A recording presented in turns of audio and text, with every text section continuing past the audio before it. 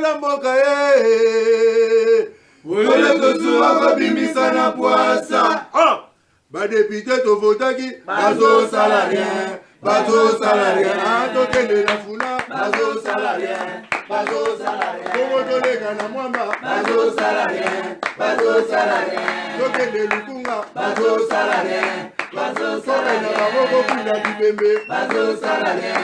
Bazo salarien. Atoko mwana changu. Bazo salarien. Bazo salarien. Bazo salarien. Bazo salarien. Alakola ni molili. Bazo salarien. Bazo salarien. Boulou paye. Bazo salarien. Bazo. Bon après-midi, il est 14h passé de quelques minutes. Tout soit Paul, votre humble serviteur dans l'émission au Bakino Balobi, n'a ton autre rediffusé parce que tout soit Paul Nazaraki disponible était, tout ça qui occupé dans ma camusous. Les lots n'a on a top Congo, Toyoki, rapport à ODEP, à lobby 260 millions de dollars américains au Yoapi. Ministre Kibasa, Nao Itali Ram, au Ram. À l'idée à Congolais, mais ministre à l'Obaï qui a dit 26 millions de dollars seulement. Nana Zoloba solo. Odep, ton ministre, Boulou qui est en Akati. Tu continues à bon la union sacrée, tout ça. Et ça la passe dans l'Italie enseignement dans le Canabiso, Boyebi, Boulou qui est en Akati, c'est pas enseignant. Enseignant, on soutient le nom, bazongi, le cours comme tel. T'es ban à bazongi. Mais enseignant, bazongi, kotangi sande, batangi sakara. Bo, mon message noté pour nanine. Mais ministre, il y a un pesté à lobby, il y a un lobby il faut récupérer l'école conventionnelle, nous sommes catholiques, donc il y a géré toi, est-ce que c'est normal? Au lieu de contrôler, pourquoi pas que ça, au enseignant Balingi, parce que bien le ministre, vous avez tout cas, vous avez un avantage, vous avez un jeep, mais enseignant, vous avez un l'autre. De ce côté, à mon appel à côté, les enseignants, Didier Boudimbo, tu as signé contrat Mokona Angola.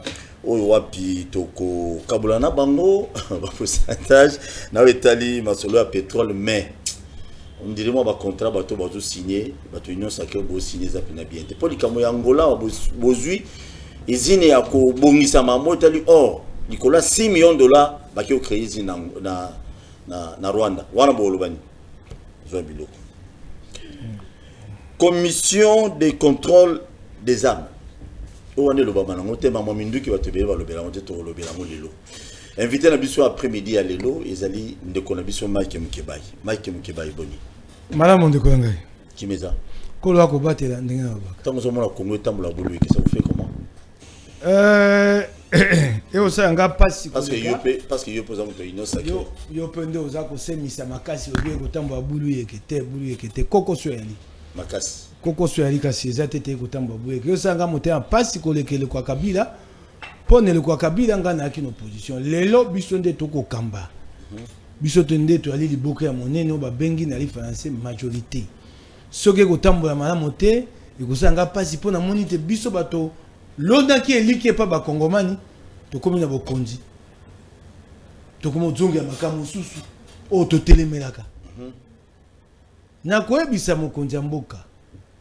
Na koebisa bande ko union sake. Pe na koebisa bato banso. O na ko balelo etali bato banso.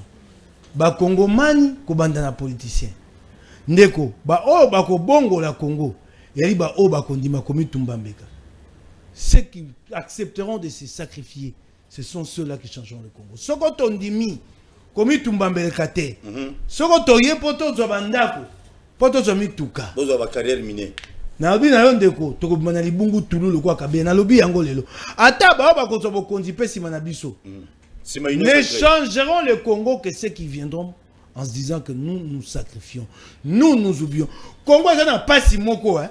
Oh yo soko lukyo zo oh ya yo. Au côté sous Congo na libulu boko nzambe bina bungu tulu. Ndeko. Bato bako bosana. Bandeko ya union sake. To ina bino lingomba. Wana ko banatata mokonzambo ka malobolo bana. Masu ata ko dinda toko dinde longo. Ndeko basaka campagne mokolo nyonso so bwana bokonzi. Campagne alite bozerita boko manombu koto trube na misato. Trubale koto trube na 2023. Makamoto sa mikonyo sont des campagnes à biso. Monsieur nous faisons notre campagne chaque jour. Bako sayo te. makambo toko sa mokolo nyonso o toko loba yango wana bato bayebaka na yebisa mokonzi ya mboka balongaka maponomi na lingomba na ote. Personne d'entre nous ne gagnera les élections avec son propre parti. Bato bakataka likambo maponomi yali ba millions ya ba kongomani bato na balobaka te bien tricherie za la rapé bato te wana c'est le cas bato na balobaka te donc mais élection au tricherie aux alate moto akondima ko za te bato na balobaka te biso siko ba politicien to aka tango bato ba ko yombelo nte bo baleki ne tandeke ba vite la me ali malamu yobia ba kongomani ba bien merci ba ko kata likambo na maponomi. Ce sont des millions de Congolais qui ne sont membres d'aucun parti politique.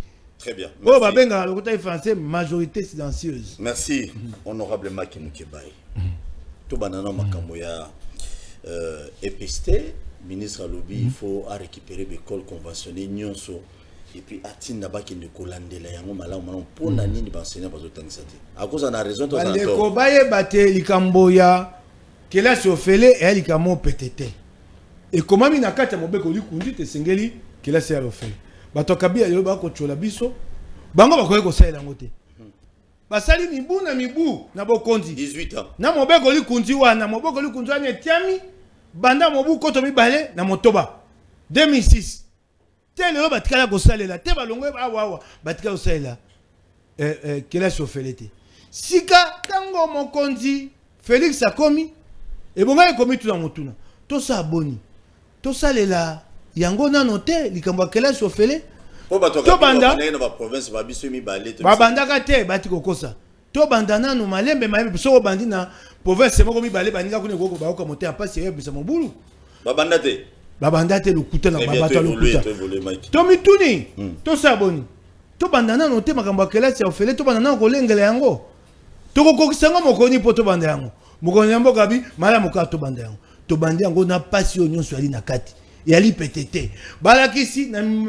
lifuta bazako zo na misolo ba bengi contribution des parents balakisi musu ba kozwa kama mitano $, $500, $700 basi amesana bakoma yafuta ya ndako ya $200 okoyoka lelo bazongi na mbongo bula matali na tango kabila balakisi bazaki soka lingalo ba grève atali peme yabi baboti bakofuta azongeli kelasi epa na biso mbongo baboti tolongoli yango etikali mbongo kaka o ya bula matali pas citoyen nango yangwana bako senga sika bakisa ba mbongo loko to sito bandaki kelasi ofele tokenda na yango eloko na koyebisa Tony Mwamba yango nzela azokende wana akoyoka na balakisi te yo solo bate balakisi de gens qui revendiquent qui formulent des revendications sociales teo yoka bango na nzela ya démocratie yo lingo yela bango ko bangisa bango yo yela bango mabangisela obito kotinda ba contrôleur l'inspecteur qui t'a battu à mon laxigné en côte à qualité.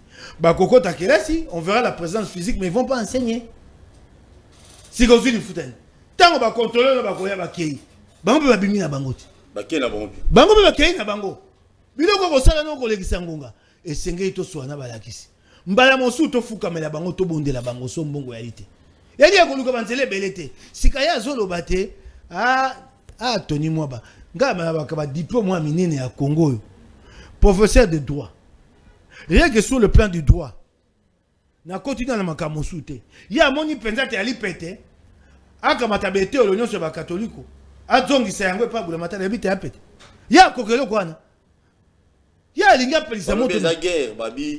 Babi Tony Mwamba on dirait azali utilisé. Nalo bana conditionnel bino tu dépeso mikolo bo lukanga yana tio nyos botini na makala na makasi. Il semblerait que Tony Mwamba comme IDPS comme catholique en termes de kadima ali batindi peut-être non agnon a pays IDPS non agnon a école catholique na sens eloko wana Tony Mwamba tika yango okokoka yango te ako catholique te ko boto la betelo les écoles ko bandango neni na nzela mibe banda ko wana l'état bulamatay motatonga ngo bâtiment nyonso ya école catholique boni ko Tony Mwamba bon ngolu ka biso to nango yo ko pesa biso ko suisa biso moto to koki yango te ram kadima to ko bunda état de se ngo bakisa biso mutu ndeko grève eli ya enseignant ya balagisi soka bia botola beteo Église catholique au santo et comme likambo ya ambongo na pape François Et comme il y a qui Congo. Dimension mususu. Et kolega ko Tony Mwaba ndeko na ngai tikani. Mais ce cas du monde de pas ba continuer à partir na ye. Nani mokonzi ko ya na lobiso ki azu. Tony Mwaba akoye kotambwisa mate na monde de bakonzi ya. Ya Lingoma. Tony Mwaba akotambwisa mazana silisa. Zela na sisa Tony Mwaba akotambwisa na makanisi ya mokonzi ya mboka. Makanzi ya mboka tindi mitete bakende kobotolo yango yoko okobanda ne tumbango wapi. Okolonga yango alobi yango na monoko pete kwa ebimi mekaka komona wa boni bokoya kotungisa biso tikani eloko wana lukani balakisi bo solola na bango to solola na balakisi po yoki balakisi ba yoki su motema pasi ponani biso mo batoko tsokisa ba kongomani ah mbongo ya lite batindami ba député national bazui palissade te bazui ba jip eko pesa ba kongomani mosu pasi na motema et puis mbongo ba jip uti wapi na mbongo nini na rubrique nini oyoki tete ba mutu ka musu ezoya pona se ba sénateur ouais ba sénateur ba palissade musu za pona ba sénateur sikatango boko nous devons comprendre bato wana baba nzetete ba moni te bopesi bato mitu ka mutu ya kuna makasi bango bo ba loko yalité botoki si motema na bango. Nous devons être humains avant d'être dirigeants. Tu as la bateau. Biso bateau tu ali awa. Tu ali ba ntoma ya bula matai. Ba futa kabiso mbongo. Ba komi na mobeko likunzi. Ah mobeko likunzi soki toko pona ba député. Babi les députés a droit à une rémunération décente. Yes, c'est ba futa ali malamu po ye ali Moto Boula Matin, il est le représentant de l'État. Donc, ngai le quoi na motinda mi c'est pas futanga nalia malamo. Ponga na lire. Malamo na mutuka malili kitoko. Oyo akotangisa kela chane le côté. Bango pe baza batia bango na kati ya mobeko lukunzi ba bokiza lifuta na bango. Donc bino ba biso ba comment les députés à droit ba comment les biso na kati ya mibeko. On boka kitoko pour ba députés. Mais kasi bino ba politicien bolinga ki bulu wana pour que no bino bozalaka bien non les solo banayo to siko basiliki le médecin tango basiliki yoka bango to yoka bango na solo bango na tina te biso ba yoba futa biso to lia malana très bien et ça la passe sikoyo ba oyo basala kate mboka etambola ba ko tangisa biso so basiliki to ko yoka bango te ndeko na ngai bato wana ba ko nyokama to yoka bango eloko basengi biso moke Tony Mwaba tika makambo na au côté de ba contrôleur ça ne va rien arranger. Et Simbate. Parce que on a zolu ka guerre na catholique o ya aussi le na église catholique et santé. Na balakisi. Ceux qui sont en grève ne sont pas forcément tous catholiques. Même s'ils sont catholiques, ils font pas bazo église mototindi bangote. Bazako senga oyo nyonso moto alaka na bosenga na yango. OK?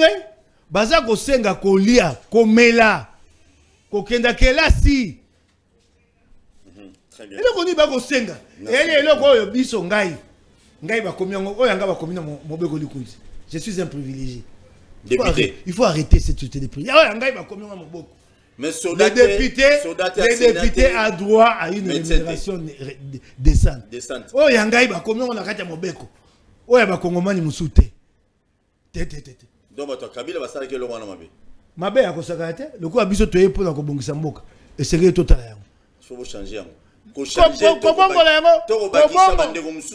ko bongola yango na etamboleli ata to bongola yango na kati ya mobeko te na etamboleli lolenge nini toyoka banani balakisi toyeba koluka mbongo nga na sina pesi makanisi wana mbalebela nalobaki po tolakisa te to na posa kenda liboso moko ya biso baso to ndima bakata biso mbongo député biso député ministre bango banso ko bana mokonzi mboka ndenge se sanga loba quand on dit réduction du train de vie des institutions boko luka mbongo ali mais jamais kabunda pas le bango obi jamais kabunda so ba kango ali malamu kasi ko salela to ko to salela yango so bakati biso na moko na biso koto moko $1000 député national, député provincial, ministre provincial, ministre national, chef de l'État, conseiller à la primature, premier ministre, conseiller à la présidence de la République. Et vous savez, bon, tu vois qu'on peut s'attendre à moi dans Kisawa Nate. Biso, les gens passent à Ali, bah, passe collègue, bah, on va me mangonner ensemble. So, Tuningai, les députés ont droit à une rémunération décente. C'est dit dans la loi. C'est une société de privilégiés, ça. Nous devons casser ça. Très bien. Merci beaucoup. Tokena Likambuya Ram Odep. Tokena Tona source. Il y a information dans le top Congo. Toki. Odep, c'est l'homme qui est à Oitali Ram. C'est 260 millions de dollars. Au Ram, déjà, encaissé depuis Babanaï va filmer na Bango. Mais ministre de Bosso va député, alors c'est 26 millions de dollars américains. Né Ram a cotisé depuis Babanaïki. Entre Odep et le ministre, nana conception. Ndeko. Na Odep na ministre oya koloba solo na yebite. Kasi na yebite ministre akoyebisa biso solo te. Pourtant abandaki likambo abanda yango ndenge elongo banite. Oki ngai yo lingo futisa bato mpako. Eloko ya liboso nyonso yo kibasa komo lo balelo. Po ani ntango abandaki likambo ayebisaki biso yango te. Olingo futisa bato mpako okataka bango. Mbongo na bango na nzela ya chombo. Okobanda koyebisa bango te.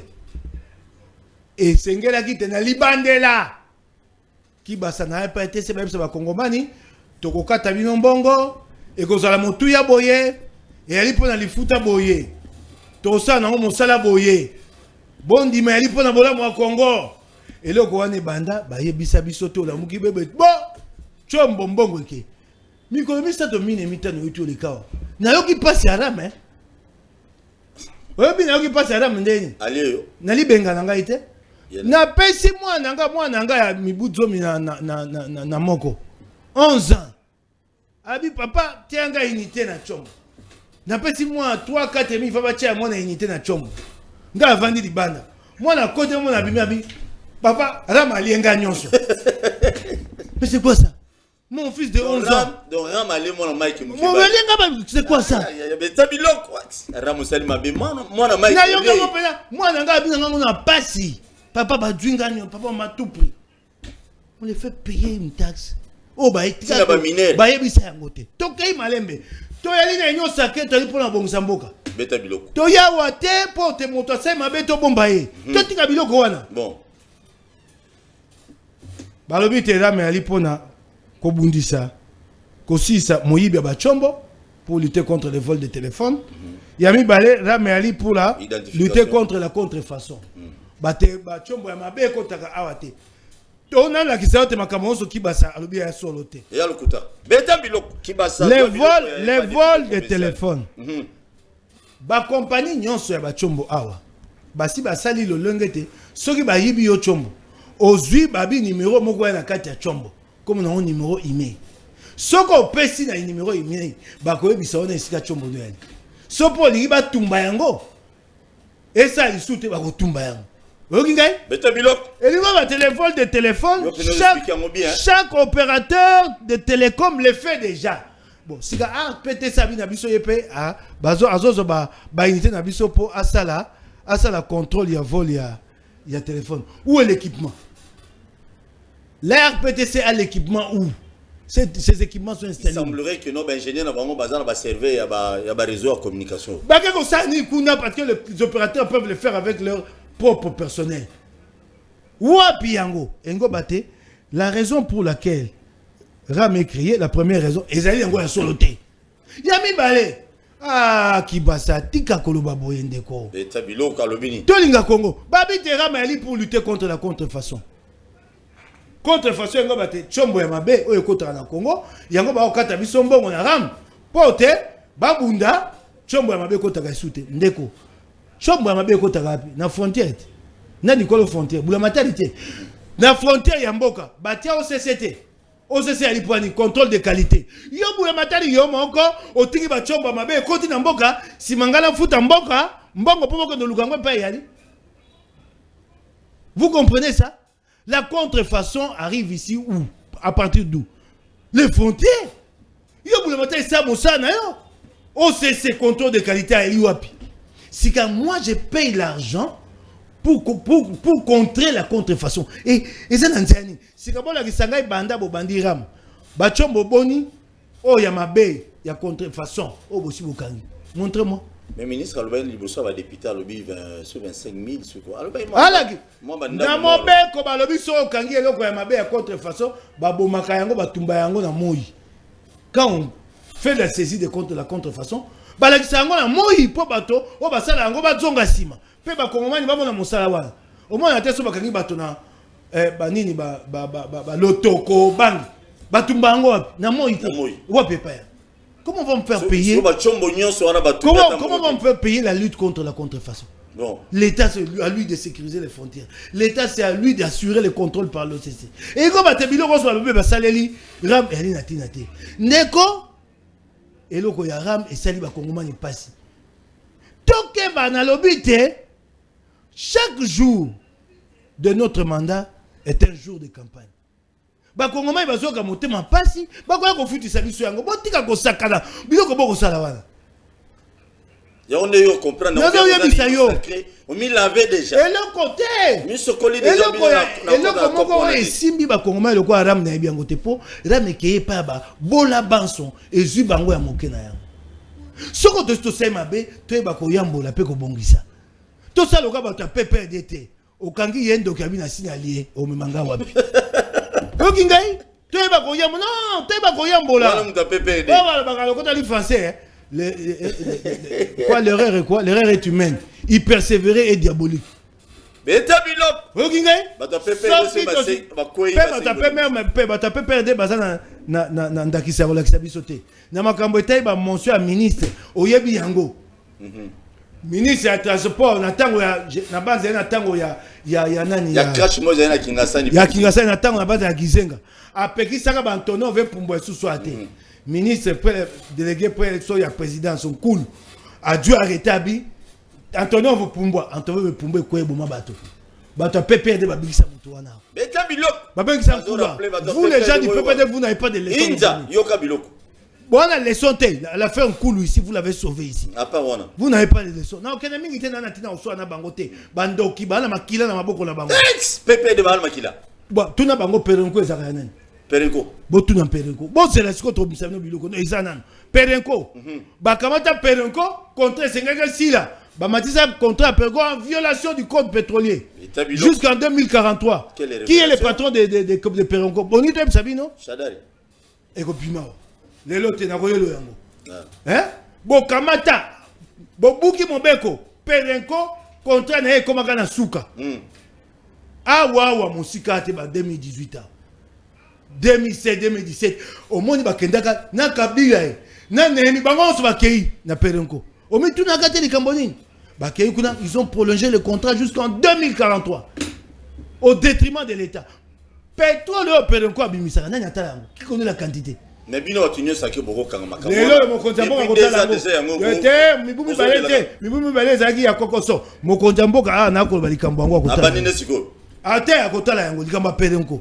Ah, bino omo misabare beso apere ko mabulu ba carrière minier pe uzangu na lwalaba oba lobina bana bino wakomi na ngoza ngayanga inazaka na mabulu mai na lopango oya tu mabulu mabanga kuna so batai kombo na yanga nini beta biloko tango kende ko yo baza na carrière minier te gabe mabulu bino bozana ngo tango yo ko so mabulu na mabanga okay yo mo odu mbongo ongoli so baye kotanga kombo na mpe balakisi elembo te yo koma na nzela ya kanyaka nga etali ngani nga nani tumba na nga na kobundwa te tosalisa bakongomani mboke bo nayebisi bango kaka bato ya PPD bazela batiaka monoko yango na bino na bino mpe bato union sacré mpe bozela po niveau bacarrière minier comme ebele oyoki ngai likambo ya ram tosi tokwei union sacré kwei ya soni mpona bokonzi na biso ya leloko ya mabe mbongo yango soki ekendeka nga na yo toyebi pour odep tanga bimisi montant nga mona mitunisko ba retrouver montant oyo na caisse nini traçabilité nini programme ngo et bimisi 260 millions de dollars américains et loko likambo esalami esi tokwei union sacré bino pe toyeba ko yambola bakongomani c'est la soni bondimi bala moko nga union sacré atindi ngai te nalobi na makanisi nga azaka nango etinda nga na kota union sacré etumba nga na bandi nango bandaka to bandaki etumba po yani po na kanyaka te to ko finga kabila moyibi sike pa na biso so na moni moyibi na beta maboko na ebisi yote ceux qui changeront le Congo c'est ceux qui accepteront de se sacrifier. Très bien, merci beaucoup. Soko ba ata bo konzo ko bon dibite to ye po na ko sa ba kongomani so ba oye kati na beba mosuba ko misale to ko zwa libungu tulu na ko belela mo konja mboka ba kongomani ba komi ya kolamuka To banza tete to koya kokosa bango. To sande misala. Ba pesa biso bokonzi. Très bien. Maintenant, dans l'Assemblée nationale, ministre apparemment Zobini Sabato, Abini Sibato, Abini Sibato. Esengeli aya. Répété. Il s'appelle le chef de l'État, ceux qui peut suivre. Est-ce que ça vrai? Yali bosso. Na yebite nyonso wana yango esanga pasi na motema. Po nyonso wana suka ba matisa encore na moto ya mokonzi mboka. Tango basali plénière na bango. Ministre Bakibasa yete. Ndingisa ya mokonzi mboka te. Babengisa ye lobby aya. Okingai? Mais babi pe mbo il semblerait mbongo pe tamboli. Obi? Mbongo tamboli. Na yebi yango te na yoki yango epai na yo. Et puis singai que soko zali ya na ba député so so ta soko babi na ba député grand katang semblerait ministre ya bali bango ngai wana la kisanga lembo e ko za mabe na ko telemela yango so nga zaki nanga kibasa na longui démissionner moi comme ça être humilié comme ça obi na bana nini oh bato bazo mata wana balo bakam ba komi ko chola yo na ko tikela na papa bon na ko tikela o musana o pesenga na ke oui ne ba chola na papa bon pina ndiki to te atu beli ba leliye mo esengeli biso bakambi toyeba kozala na lolendo oki ngai tolakisa bakongomani ngai mpe lobi nakoko kwya na mbeba na mosanto te babi okoya koya rappel na mbeba nakoki kokweya songa na kwei na mbeba ya lolenge boye bokoloba mokolo mobimba te bobandi na tongo na ngonga 8 boki moi Mukebai j'ai démissionné, j'ai décidé en ce jour na vai nanda ko ngai na sambo boye point point bokonji point ici la raté suka nango ici là. Très bien, merci beaucoup Nabanzete bino bato bozola na biso bo s'abonner pe na chaîne sur YouTube Bakino ba Lobby TV honorable Mike Mukebai hier le bela toujours peuple ko la bato soit Paul on défend toujours ba valeur le Congo. Depuis to bande ko yamba bato na plateau na biso Bakino ba Lobby muto ali boso wazo re muto union sacrée on va reconnaître ba erreur. Il y a union sacrée à celle de celui à les honorables Mukebai. Et puis hormis bateau au cabinet, il y a ministre sous il a pété ce botinda kao. Voyez les biso ba chiffres, ba modèle, ba belé. Na mutazaki en face na abeta ki dada. Les appena bien té.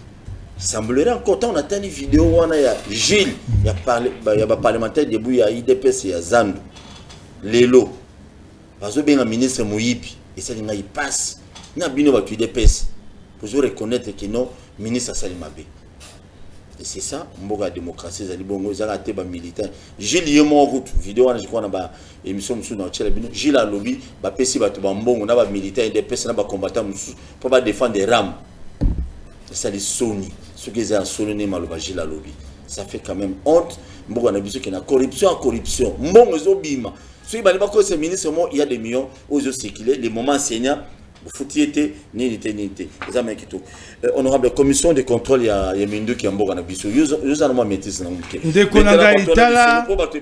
Nazolo balikambo mikonyo so leo na jongeli yango so mokonzi mboka ko kanga na kolela.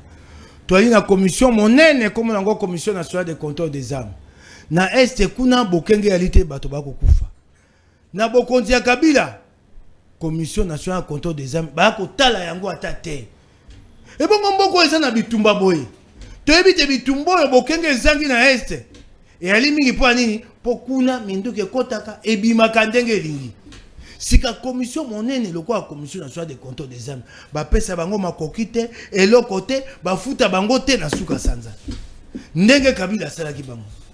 Mokonzi Félix meka kotala likambo ya commission nationale de contrôle des armes.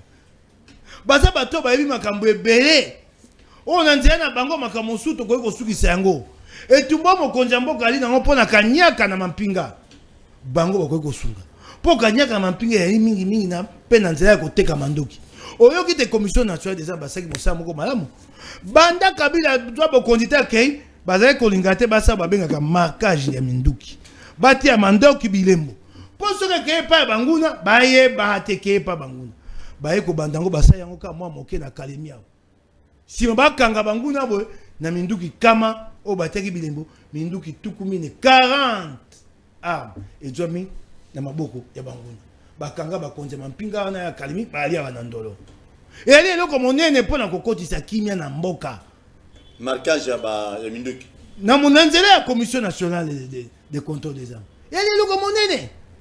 Kasi batiki bango, musana bango mutakolanda bango alite. Lifuta ya pamba na suka sanza batwaka te. Nzoka bango bana na makamoso na yebi na kolo bango ate po makambo sensible. Kasi na bakisata moko na yebi te so ba yebi te.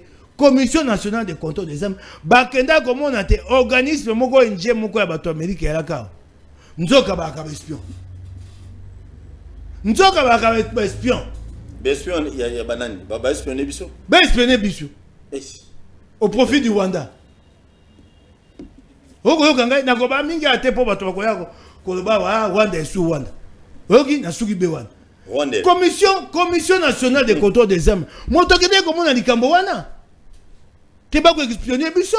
Bato baye ba kosoka baza ONG, nzoka na kati na bango baza penda na ba soda ya solo ya Grande-Bretagne o ba na kati o ba osa espionnage. Oki ngai commission bongo batiki yango na kolele pa mokonja mboka ayeba kota la commission nationale de contrôle des armes pona bokenge na mboka to yeba ko tombola yango elika lokwa nde IGF ezaki ya koyeba na te mokonja mboka pesi yango lokumu omoni ndenge bimi omoni ndenge se mosala. Très bien. Merci beaucoup na bandi ete bakonzi armée pena chef de l'état message ba service ero baza ko enregistrer bazo fina toujours rek kitoko message honorable Mike Mukeba ekomi Didier Bidimbu a outi ko signé contrat mo ya gagna lelo bato mususu bazo lela lisusu na hôtel pétrole nangola ngai na betaki maboko tango Didier Bidimbu ataki linzaka neloko babengi zik zone d'intérêt commun tango na kei na kundo elokasa yango elokasa polele eleko ya katite mokonja oui mokonja mboka ayeba kozongela lokasa wana balobi toyoka na Angola to bandozwa peto na biso na zik biso na Angola to kabolaka 50 ango siko to tieli nzaka na Angola kuna na sama bele pétrole yango biso to yebiso ya liboni Angola za na makoki pona kendo tala biso to na yango 50 to kabola libulu yango wapi yango esengeli to tia mbongo to yeba elongo na Angola to so babenga prospection yo yeba kamba pétrole yo ko sinyango tshali nzaka na bureau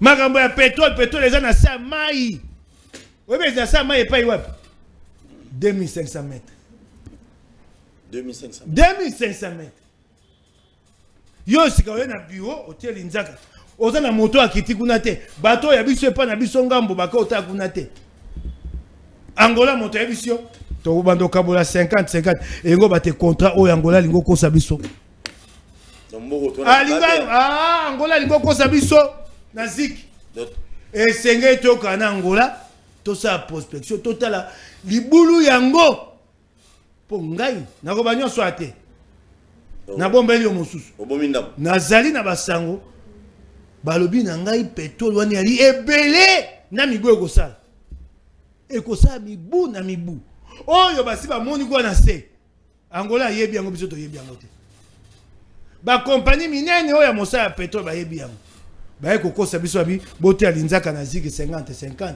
poto mokoto yeba to tomboka te bato sito kana ki 50 sengeli ko bandelelo ko mokonja mboka.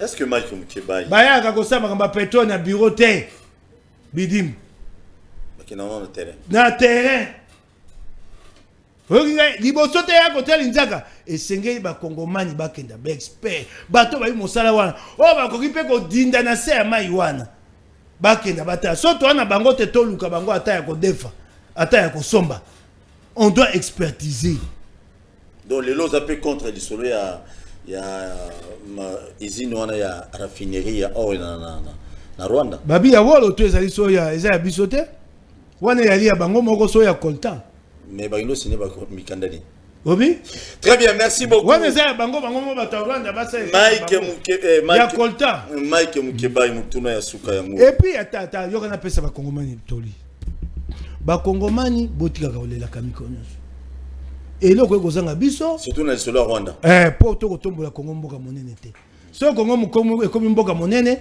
to kobetaka isu du solo ya Rwanda te okingai Ce qui Rwanda fongoli raffinerie ya coltan. Bino comment là? Ya tu as coltan te. Si quoi cause coltan etali ye.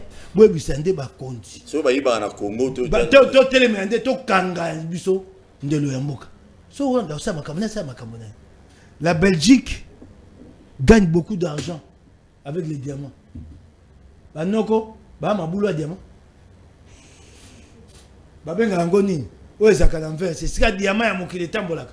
Ekotisa bango kozangwa zombongo za mayele okoko sala eloko oyo olona kate bato bakomi po ba bongisa eloko ngo bayena ngo epa na yo. Ça c'est de l'intelligence botika Rwanda sa biloko. Très bien mutuna na tuno ya suka émission de Cécile bato bazotala na gouvernement ya ba warrior o ya bino ya bato union sacrée. Y a-t-il des incompétents? Obi ba compétents bazali te ba compétents ba été kabisa mosu bato ça lokana na moi quoi. Ministre Pius Bako Lekisangonga. Ah, on va construire. Donc, plus mon bilan compétent. Na habité ta incompétent qu'on soit ni sanga na été. Pour babonga zaka monoko mabe. Toké. Bako bazo tonga. Bazo bako tonga cité kitoko. Il y a des sérieux problèmes d'urbanisme à Kinshasa. Ozo tika bako tonga bisika nyonso. Mondako tonga ali une autorisation de bâtir te wana zo mona yangote. Cité kitoko là, c'est combien de milliards? Présentez les projets comme ça. Vous avez ici des investisseurs attirés pour mettre un projet immobilier à 2, 3, 4, 5 milliards.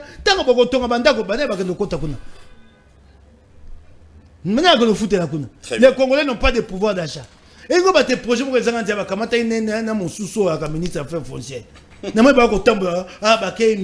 ça, ce sont des voyages pour rien. Ça, tourisme. Oui, mais ils vont perdre de l'argent à l'État. Si tu es là, c'est pas pour demain.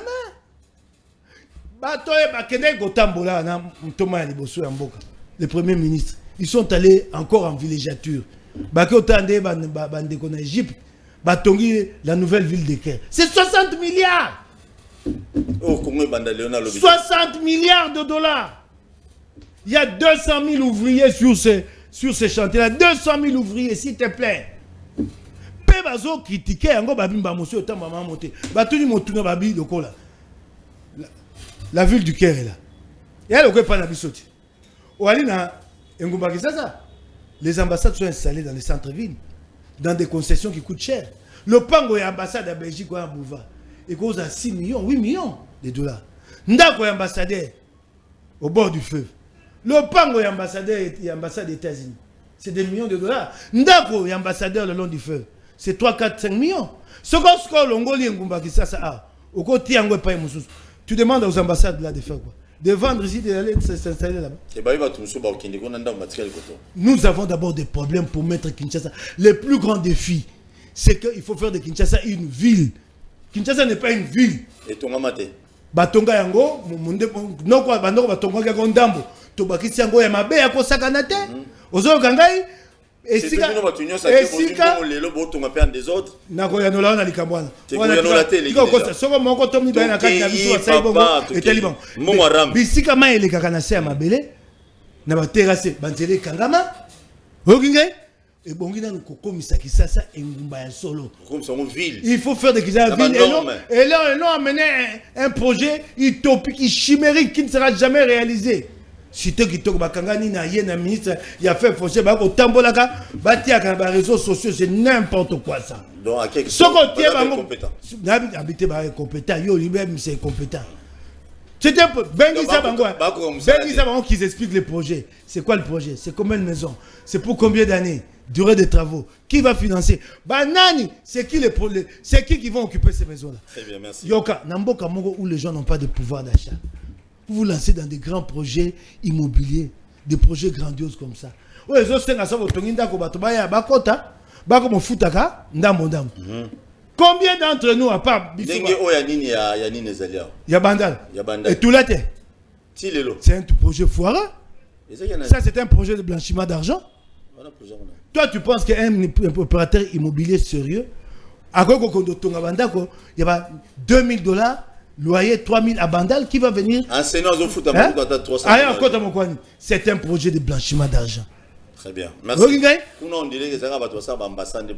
Bati kanibilo kona bango wana ba kolekisa mokonzi mboka ngonga pamba Pius Mabilu vanda na Kisasa landa makambo etali koboto banda ko bula matali tala urbanisme bato urbanisme azo biso mikolo nyonso ndeko ilangi fisto ilengi leki wana maele bela sa ayaka pa na lobino yoka bango te okendo mikambo mike mikawa nano zoko ko banda yango te. Il faut urbaniser Kinshasa. Ville kitoko. Il faut faire de Kinshasa une véritable ville. Très bien. Et ça dépend entre autres de Pius Mabilu, urbaniste et habitat. Ça, il n'a aucun plan. Il devait nous présenter un plan. Même s'il n'y a pas de moyens. Et bon. Émirats Arabes Unis. Donc c'est quoi ça, monsieur? Ndota Baba. Benga Bango, hein? So Tchetembe, Benga Bango, Tuna Bango. Qui Banda Babandi Yango. Tu as déjà vu les différents segments de ces projets? On va voir la cité Kitoko. On a amené les investisseurs là-bas. On amène les investisseurs. On a un projet à Bino Sacré. Très bien. Et bon, ministre de l'Agriculture. Ça va pour toi, il va Massamuna et Polana. Il n'est pas incompétent. Bilanga, Ali Moussala, mon nene, Osoto Sala.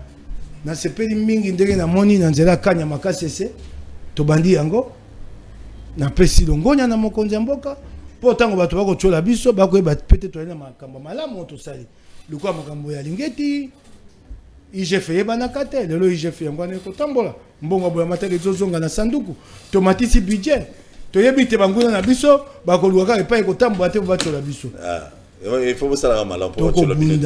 Yango pe na ko yango moina ko bisa baninga. Il faut ça la bien pour créer. Tomi tambu samalamo. Message na bande ko na union so ba électeur na union so. Na ba électeur Félix Tshisekedi na lisolo aram oyebisi bangoni. Ngai na sina lobby yo lingi bena bakisani na lobby. Population ba mité mec qui était chef de l'état de la banque. Ngai moto nazana mokano. Ngai na yebisi mokonja mboka telo ko singa. Ngai na yebisi mokonja yoka so ni yoka malbana ngai. Na yebisi mokonja mboka eloko singa ko kata yango. Et c'est tout ici bato mitema. Très bien. Donc ça nous peut sa population au sein chef de l'état ata bato mosusu balo batela mezaki malamu. Oyebi boye.